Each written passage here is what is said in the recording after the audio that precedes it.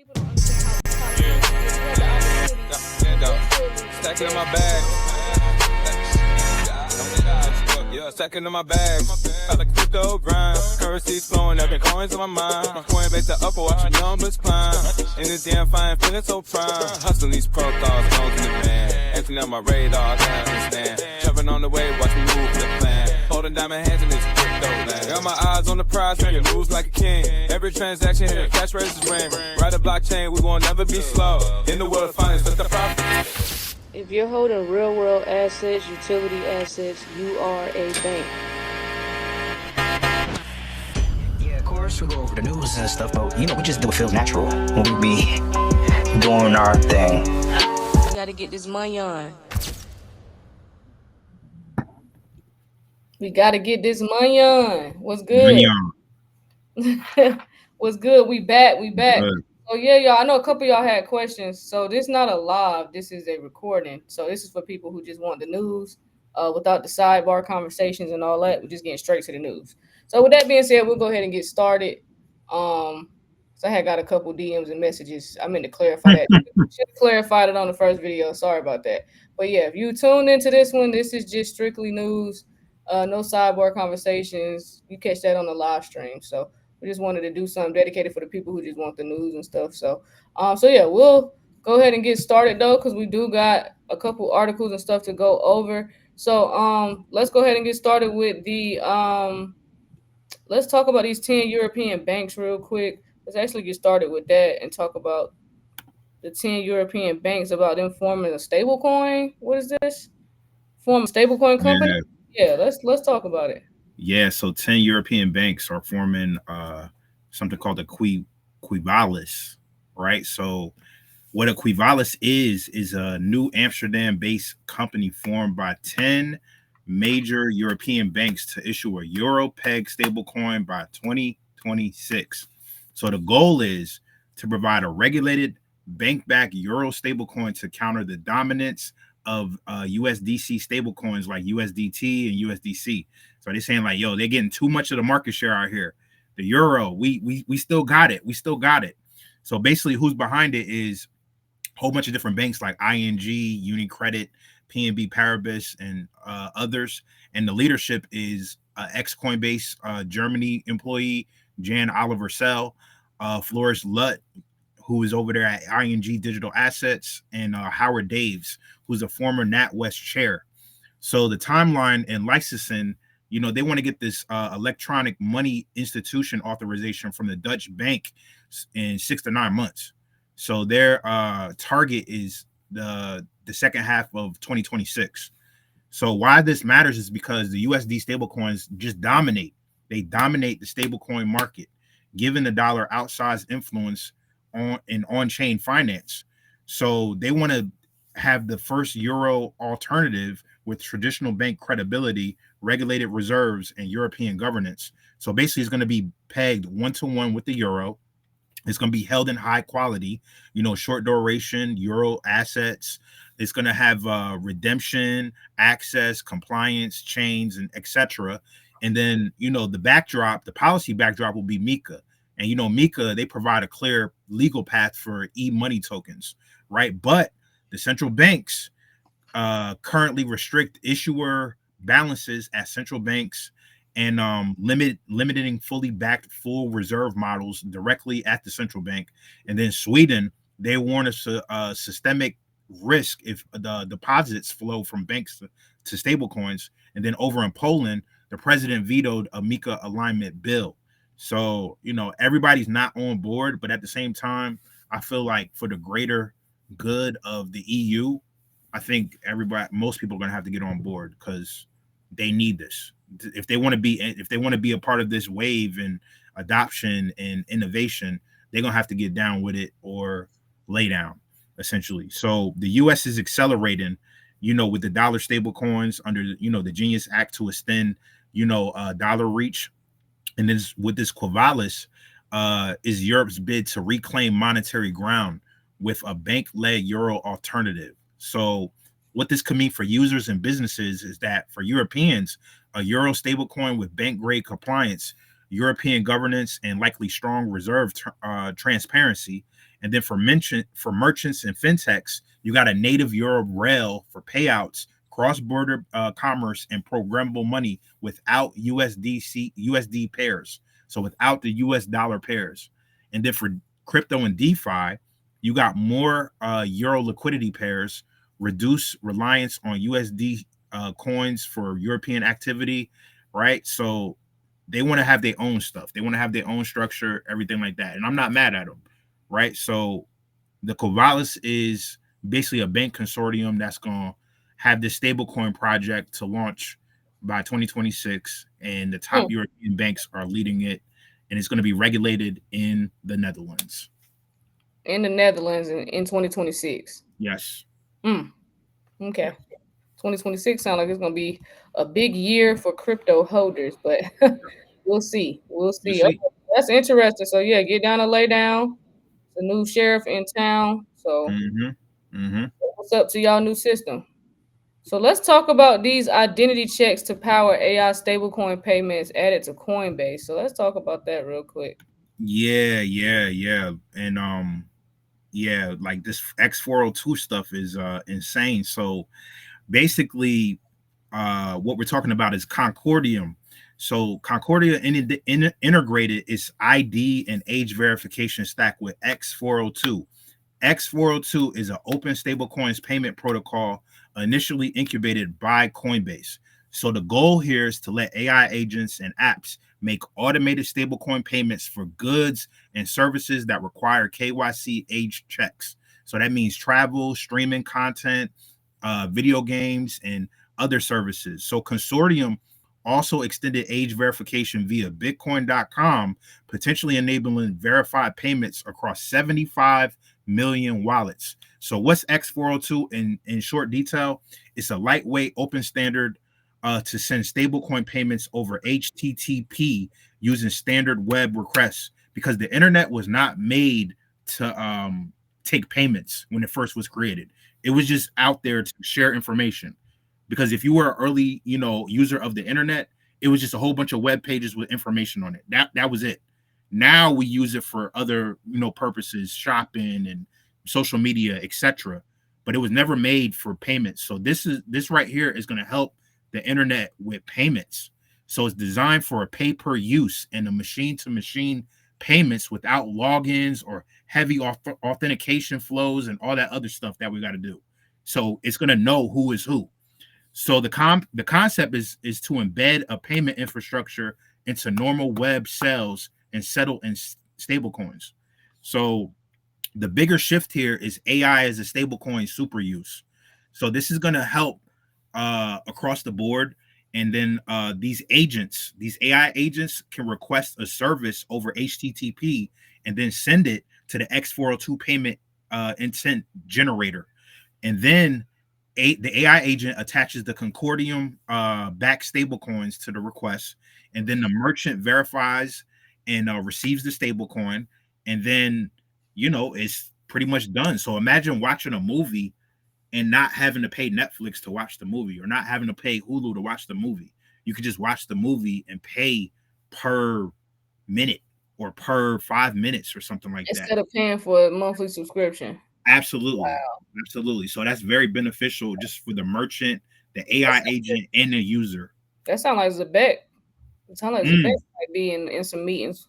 We'll see. Maybe. We'll see.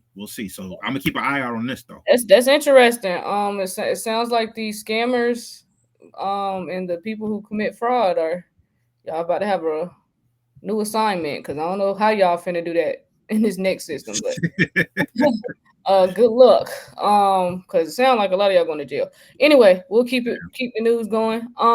So yeah, let's talk. We got some circle updates real quick. One is including Algorand, and another one is just talking about the Circle Foundation. So we'll start off with Wirex and Algorand, because they joined forces to revolutionize global USDC payments.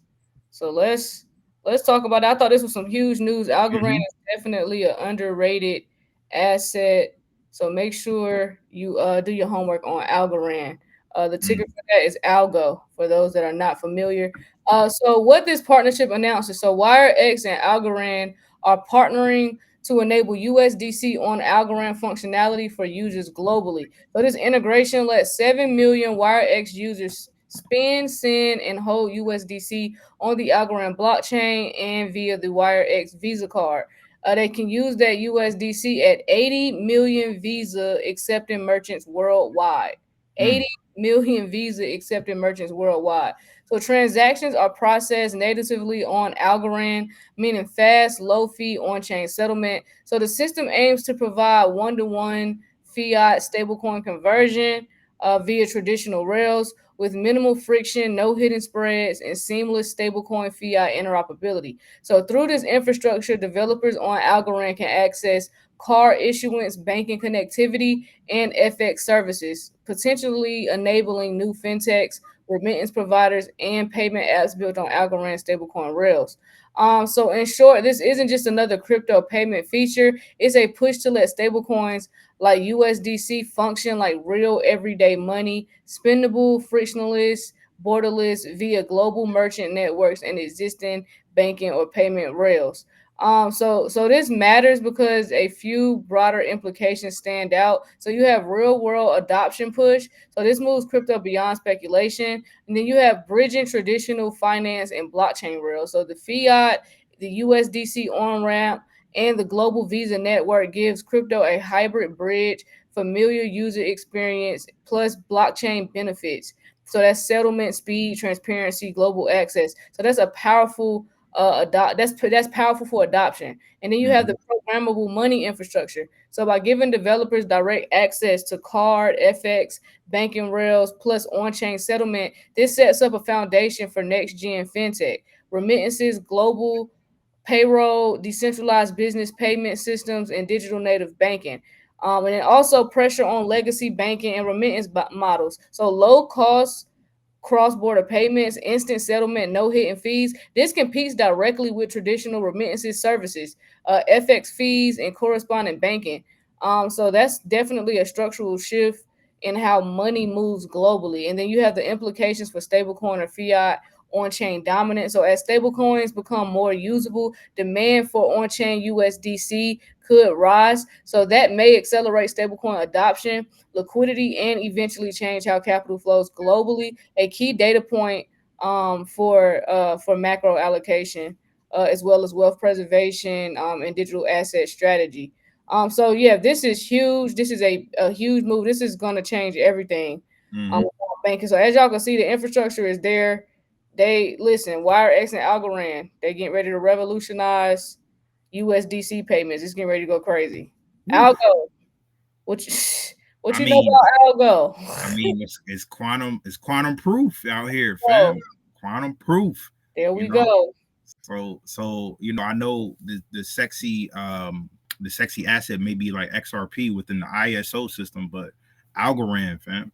Algorand. Don't sleep on Algorand for sure. So yeah, now that's some pretty big news for Algorand. So what we have with the Circle Foundation, I'll go ahead and pull that up with the Circle Foundation because this is also um big over there with Circle. So the Circle Foundation launches to boost financial resilience for undeserved communities. So this is huge because Circle is going after the unbanked. So they're giving everybody a chance. So if you're the poorest of the poor, you need to be locked in because things are going to change for you as well as opportunity for you as well for the unbanked. So what is the Circle Foundation and what it aims to do? So the Circle Foundation the Circle Foundation was publicly launched December 2nd, 2025. It's a philanthropic arm seated under Circle's pledge 1% commitment. Its mission is to advance financial resilience and inclusion through grant making and support for institutions that fill gaps left by traditional finance, especially small businesses, undeserved communities, and global humanitarian contexts. So the initial geographic focus will be U.S. small businesses, especially via partnerships with community. with community financial institutions, which is CDFIs. So these CDFIs often serve communities neglected by mainstream banking. So on a global scale, Circle Foundation plans to support organizations modernize on humanitarian aid infrastructure, leveraging digital currencies or stablecoins to deliver aid more efficiently, transparently, and at lower cost. So beyond money, foundation efforts include deploying Circle's time, technology, and expertise, aiming for systemic change rather than piecemeal philanthropy. I think I said that right. Piecemeal, I don't know. Philanthropy. But anyway, why this matters. So it's focused on global finance, structural risk, liquidity, alternative assets. So the Circle Foundation's creation is a structural signal and not just a charity project. And then you have Circle's operations are transitioning from high volatility crypto experiments into infrastructure for financial inclusion. So the foundation aims to include stablecoins and tokenized finance into real economy, small businesses, and humanitarian systems, expanding crypto and DeFi's base from early adopters to real world populations and institutions. So they are getting ready to go to the underserved communities and the unbanked individuals, and they're going to introduce and expand crypto and DeFi knowledge to these people. Okay, to show people that there is an opportunity for everybody. Everyone can participate. You know, so this is huge. This can change everything about people's finances for those that take it serious and take heed to the information. So yeah, I'm listen. I'm intrigued. I've been big on. I'm not surprised about this Circle Foundation being that they run on the Stellar network, and Yep. me both know Stellar is a nonprofit organization, and they do a lot, have done a lot for America with the Ukraine war. So Hmm. they definitely are philanthropists over there on the Stellar blockchain. So I was not shocked at all to see Circle participating It's, um in and this. Circle, working with these FDC, FDFIs, FDFFI, F, what are they? The Oh, the CDFIs, CDF, yeah. CDFIs. My bad. So the CDFIs working with them, make some more, um, legit, because those CDFIs, they actually help people with financial literacy, and they help, people that may not get access to certain products, through the regular, banking system. Hmm. So, they actually helping a whole lot, So Circle, fam, they're not losing, fam. They're not losing. They're not losing at all. So shout out to Circle. Do your homework on Hmm. USDC. Do your homework on XLM. And Stellar. So yeah, this next article we got Bank of America. They backed 1 to 4% crypto allocation. So they have opened the door for Bitcoin ETF. So Bank of America is like, hey, yeah, we're tapped in. Yep.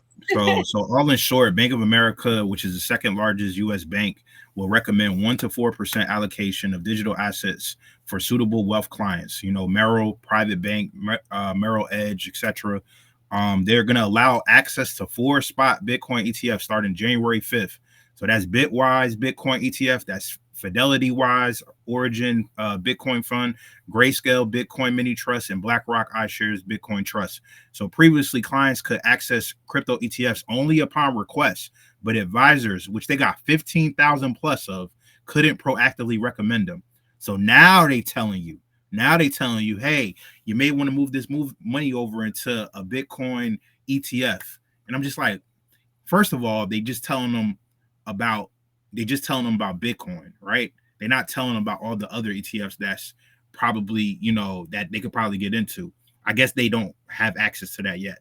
For that's one. And two, why are you just telling me now when the price of Bitcoin has reached all-time highs? I know it came back down from its all-time high. Why are you telling me at a 90,000 Bitcoin? Shouldn't y'all told me this when Bitcoin was like lower? But I digress. They're not going to tell you what to get into at a low price. So a major wirehouse, why this matters is because a major wirehouse flipping to proactive guidance is a strong signal of institutional normalization.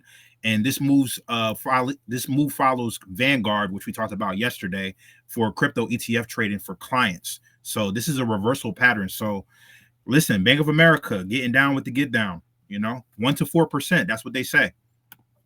1 to 4%. Okay. Okay. So Bank of America, like, yeah, major banks, we tapping in. But y'all know, yeah, they mad late just because that's what they do. They don't want people to know what's going on. They want people to Exactly. know when it's too late. So, fortunately, that's just how this shit works. Didn't say we liked it. Sorry. Yeah. So just again, we just reporting the news. So here we are. We got some strategy. We got some strategy stuff to go over because it looks like strategy. Y'all have been bamboozled. So they have lied because they said they stood on this principle and preached for the last 5 years. You do not sell your Bitcoin. That is their words, not mine. This was some strategy. So let's talk about it real quick because strategy and the structural impossibility of corporate Bitcoin sovereignty. So let's talk about it. Shout out to Shanaka for this article, for just putting it out there, guys. Again, we just report the news. So the confession for 5 years, Michael Saylor preached one gospel: you do not sell your Bitcoin. 650,000 coins, $56 billion, the largest corporate holder on earth. Strategy holds over 650,000 Bitcoins. So yesterday, both Saylor and CEO Fong Li admitted they will sell. Will sell. Saylor's words, we will do that because that's in the best interest of shareholders. Michael Saylor's words. He said, we will do that because that's in the best interest of shareholders. So the religion has a liquidation clause, the math that breaks the faith. So Strategy's market cap is $49.26 billion. Their Bitcoin holdings today is $55.9 billion. So they have more debt than they do in their actual market cap for the actual company. Damn. They have $8.2 billion. They're $8.2 billion in debt. So it says here that the religion has a liquidation clause. So the math that breaks the faith. That is crazy. Yeah. So strategy is already worth less than the coins it holds. They are worth less than the coins it holds. The first trigger condition for forced sales has been met. $8.2 billion in debt, $800 million in annual preferred dividends, a software business hemorrhaging cash. So their emergency response is 1.44 billion in reserves from stock sales. So that buys 21 months. What happens month 22? So the countdown nobody is watching. So January 15, 2026, MSCI decides whether to expel strategy from global indices. So JP Morgan estimates forced institutional selling between $2.8 billion and $8.8 billion if removal proceeds. So they have 44 days until the verdict. So the smart money has already left strategy. The smart money already left. So Q3 2025 SEC filings, BlackRock, Vanguard, JP Morgan, and Capital International liquidated $5.38 billion in strategy shares. Again, the smart money already left. So they did not wait for the announcement. They read the covenant documents, the revelation. So conviction was never the product, leverage was. So when the architect of never sell publicly prices the conditions under which he will sell, the architecture was always temporary. The temple had an exit door the entire time. It was simply never shown to the congregation. Bitcoin does not need strategy to survive. So the question is whether strategy can survive Bitcoin. 44 days. 44 days? 44 days, gang. 44 days. Jeez, man. Man. 44 days. 44 days, and it's a wrap. It's possibly a wrap. Strategy is living through the first major inversion in history. Well, ain't this the same guy that lost $6 billion in a day back in 2002, I think? You know, that's why it pays to do your homework and do your research on people before you start believing and listening to what they be saying when it comes down to these investments. Because if he had a record or a track record already, then he already wasn't credible until he proved otherwise. Facts. So that's just what it is. That's just what it is. So yeah, that's what's going on over there with strategy. Good luck. It's not looking good. So we have a little pump in the market going on, if that's what y'all want to call it. I guess for the newbies, I guess this would be a pump for y'all. For us that's been here, not really much of a pump, but the pump or whatever that we're seeing right now is definitely caused from the U.S. Fed ending the quantitative tightening, and we're going into quantitative easing. So they did that with a $13.5 billion liquidity pump. So, do we have a crypto market rally ahead? I don't know. This could be a pump fake. This could be a pump fake. I would Mm-hmm. not be in denial about that. So we'll see how that goes. But let's talk about it. So, what just happened? So QT ends, then we have a $13.5 billion liquidity injection. So, on yesterday, December 1st, 2025, the Fed officially ended its 2022 to 2025 cycle of quantitative tightening, meaning it stopped shrinking its balance sheet. So, alongside ending QT, the Fed injected $13.5 billion into the banking system via overnight repurchase agreements, which is repos. So, one of the largest single day liquidity operations since COVID-19. With this move, liquidity that had been steadily draining out of the system reverses direction. The tight money regime is structurally loosening. So, in short, after years of monetary tightening and liquidity drain, the central bank is effectively pumping liquidity back into the system. So, this matters because liquidity revival favors risk assets. So, crypto in particular, Bitcoin, but also altcoins often benefit when liquidity returns because buyers can deploy capital more easily and risk appetites revives. That's why many analysts see this as a possible catalyst for a crypto rally. Some expect this shift could mark the beginning of a new risk-on regime, potentially even a multi-year altcoin cycle. So the monetary conditions loosen as well. Dollar pressure and rate cuts are likely. So with QT over and liquidity returning, pressure on interest rates and borrowing costs may ease even reverse. So a weaker dollar combined with cheaper money historically pushes capital toward alternative assets, equities, commodities, and crypto. So yeah, this is what happened, y'all. This is why you see some green today. You see, the market trying to pump a little bit. Um, so yeah, so this is one of the most favorable macro setups for crypto and hard money assets since the post COVID-19 stimulus era. So yeah, the liquidity pivot Mm-hmm. validates a lot of stuff that we talk about on this channel. So we'll see how this goes. So we're back to printing that money and pumping money into the system. Damn, yo. Damn. Well, they said they was gonna do it, so we here now. They did. They sure did. Um, so yeah, that's pretty much what's going on with that. So we also have Vanguard backtracking on their word because they claim they ain't want to have nothing to do with crypto.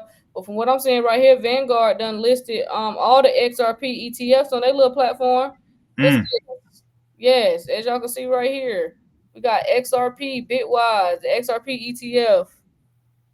Bitwise, Canary, Franklin Templeton. Look, they all this up here. Coin shares. Y'all see what's going on? Damn. Share that with y'all so that y'all can see that these people be lying. They be lying, and we're gonna Crazy. just leave it at that. Crazy. Now, I do have a clip here to share from the SEC chairman, Paul Atkins. He is giving us a little update here on the crypto market structure and what's going on with that. And I also believe I had another clip as well from the Fed governor, if I'm not mistaken, talking about crypto regulations as well. So they are working on that and working on getting that done. So I will yeah, I have it right here. So yeah, we'll play both of those clips and we'll go from there. So let me start off with this one.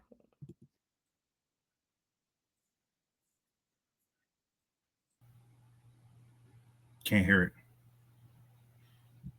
You can't hear it? No.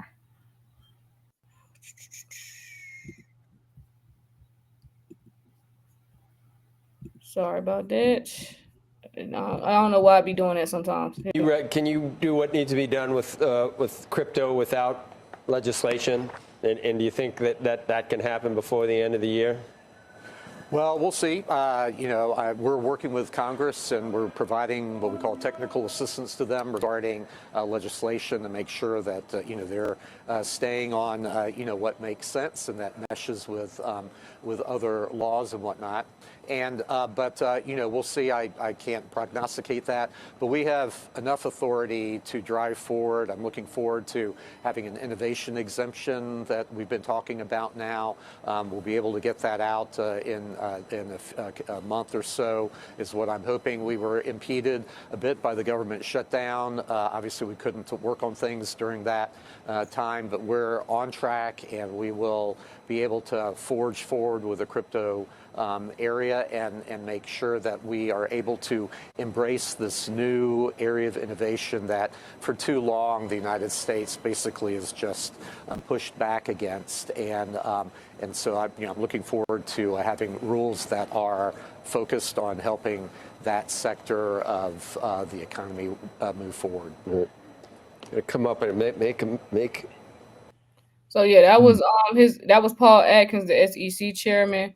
And then I have another clip here from the Fed Governor Michelle Bowman. So she is also confirming that the Federal Reserve is working on stablecoin regulations within U.S. jurisdiction and working with stakeholders for clarifying crypto assets as well. So I'm gonna play this clip. It's about a minute. Compete effectively with non-banks on both payments and lending, the Fed is encouraging banks to innovate to improve their products and services. We're working together with the other regulators to develop regulations for stablecoin issuers, as required by the Genius Act. We also need to provide clarity on digital assets to ensure that the banking system is well placed to support these activities.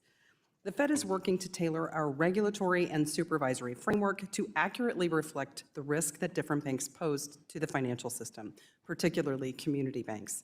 We cannot continue to push policies designed for the largest banks down to the smaller, less risky, and less complex banks. I support congressional efforts to reduce burden on community banks, including increasing static and outdated statutory thresholds that have not been updated for years. I also support improvements to the AML framework that will assist law enforcement while minimizing unnecessary regulatory burden. To compete effectively with non-banks on both payments and lending, the Fed is encouraging banks. So as y'all can see with that clip right there, that's the Federal Reserve. They're letting y'all know that they are cool with this new system. They want to get legislation and get laws done, and that this is what we're doing. This is what the banks are doing, and this is underway. It's coming. It's coming. We're going to get that market structure bill done. And listen, this year was clearing the rules of the world, clearing the rules of the road, and all that good stuff, getting the laws in place. And then next year is straight implementation phases. Straight implementation phases. You might want to be getting in before stuff gets implemented and in your face, because that's when they tend to jack the price up, so that by the time everybody looks that way, when they as far as what they've been doing over there this whole time, the prices are up and they are not as affordable. So you might want to take heed to this information and get in early. Damn. For sure. So that concludes the updates though. That's what we have for today. So yeah, appreciate y'all tapping in. We do have a class coming up on December 13th and the 14th. We are doing a class on gaming in the metaverse, because those two sectors are going to be huge moving forward. They're already huge sectors, but you get an opportunity to be a pioneer in that metaverse space. So go ahead and join this class for those that are in the gaming, got kids that's in gaming or want to get into gaming because of the financial gain that's going to come with gaming in the coming years. Do your homework on Ready Player One. But yeah, gaming is gonna be huge. So make sure y'all tap into that class. Day one, it'll be a regular Zoom call. Day two, the class is gonna be in the metaverse. So you don't need any special gear, special goggles, or nothing like that. We'll make it user friendly and easy for everybody to get in. But yeah, this is gonna be a huge class. So yeah, make sure y'all tap into it, bro, because it's nothing but opportunity over there in that gaming world. It's a lot of money over there, and I don't think everybody's familiar with it. So we ain't gatekeeping over here. So we're gonna show everybody that information in this class. So make sure y'all tap into that gaming class. Yeah, we're ahead of the curve, fam. We're ahead of the curve. So get up on this before everything becomes obvious. Yeah, for sure. But other than that, if y'all want to join the BlockNation community, make sure y'all join that Telegram.